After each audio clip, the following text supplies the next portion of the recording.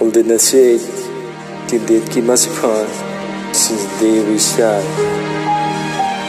Ichung to nile thangwana, chol hang nun gol khan kho ding gelo, inok len lai ni ho, hoya ba ge hitam ho, ngai anna e,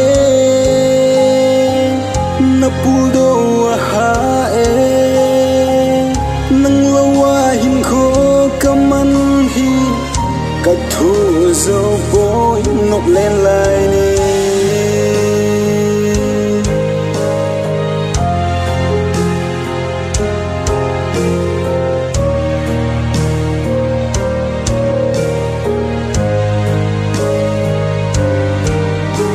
So breaking my past and make this gap. I'ma keep my soul, my everything plus minimum. I love her daily, cause do love her. I do need now, she's an angel of God. Up in the heaven, my polar stars is the only that I got. But I used to forget my serious part of it used to be. I miss ya. Ichung to nile thangwana, chol hang nun gol khan kho ding gelo, inok len lai ni ho, hoya ba ge hitam ho, ngai anna e,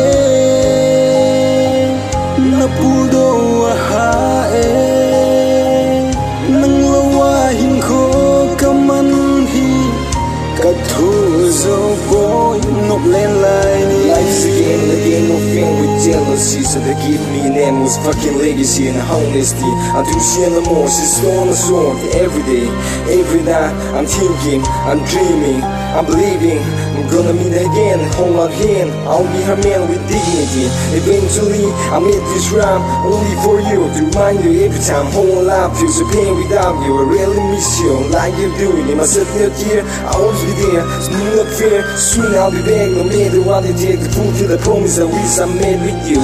Ichung to nile thangwana, chol hang nun gol khan kho ding gelo, inok len lai ni ho, hoya ba ge hitam ho, ngai anna e, napuldo ha e, nang lawa hin kho kaman hi, kathu zo boy. Ichung to nile thangwana, chung chol han ko khan kho ding gelo, inok len lai ni ho, hoya ba ge hitam ho, ngai anna e,